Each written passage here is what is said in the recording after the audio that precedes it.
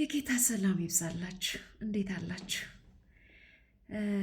ትዝ ይላችኋል ሉቃስ 5 ላይ እነ ጴጥሮስ ሌሊቱን ሙሉ አሳ ለመያዝ የደከሙበት የለፉበት የተጉበት ሌሊት ግን ደግሞ ምንም ያላዙበት ማለዳቸውን ተስፋ ቆርጠው መረቦቻቸውን የሚያጥቡበት ሌሊት ነበር እና በዛ ማለዳ ጌታ ኢየሱስ ክርስቶስ በዛ በጌንሳራጥ ባህር ዳር አጠገብ ተገኘ።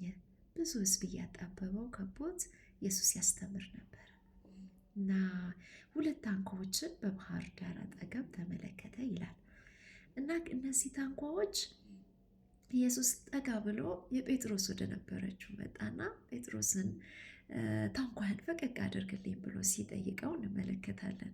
ይህ ጴጥሮስ ማን ነው? ሌሊቱን ሙሉ የደከመ ተስፋ የቆረጠ ምንም ሳይዝ ያደረ በብዙ ግራ መጋባት ቀድሞ በደንብ የሚችለው ስራ ያልተሳካለት ፕሮፌሽኑን ጭምር የሆነ ስራ ያልተሳካለት አይነት ሰው ነው ጴጥሮስ። እና ኢየሱስ ስለዚህ ነገር ምንም ሲያወራው አታዩም። አልተሳካልህም ተጨነቅ ብሎ ሲያጽናናውም አንመለከትም። ግን ሌላ ጥያቄ ጠይቀዋል። ጥያቄ ውስጥ ላለ ሰው ሌላ ጥያቄ ማለት ነው። ታንኳህን ፈቀቅ አድርግልኝ ልቀመጥበትና ሌሎችን አስተምርበት ማለት ነው። እና አንዳንድ ጊዜ ወዳጆች ሆይ ያለንበት ጥያቄ ያለንበት ችግር ያለንበት ግራ መጋባት እንዳለ ሆኖ የእኛ ጥያቄ ሳይመለስ እግዚአብሔር ከኛ የሚፈልገው ነገር ሊኖር ይችላል።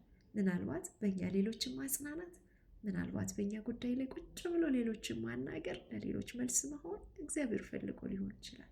እና ጴጥሮስ በጣም መታዘዙ ይገርመኛል።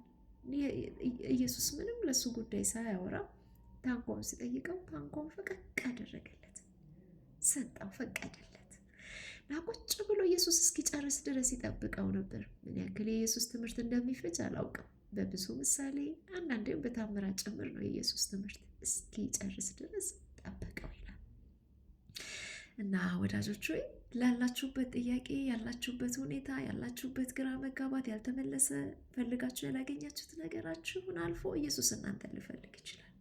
የዛን ጊዜ ታንኳችንን እንዳንከለክለው ኢየሱስ ሊጠቀምብን ሲፈልግ ምክንያቶቻችን እንዳይዙት ፈቀቅ እናደርግለት፣ ታንኳችንን እንፍቀድለት። ኢየሱስ ታዲያ እንደዚህ ይላል። አስተምሮ በጨረሰ ጊዜ ጉዳዩን በጨረሰ ጊዜ ወደ ጴጥሮስ ዘወር ብሎ ይላል ጴጥሮስ ሊያደርግ የሚገባውን ጉዳይ ነገረው። ጴጥሮስም በብዙ በሚያስደንቅ ነገር ተአምራትን አየ። አሳዎቹ ወደ ጴጥሮስ መረብ መፍጠን ጀመሩ እስኪቀደድ ድረስ እና ኢየሱስ መልሳለሁ ለእናንተም ጉዳይ እስኪጨርስ ድረስ ግን ታገሱት፣ ታንኳቸውን ፈቀቅ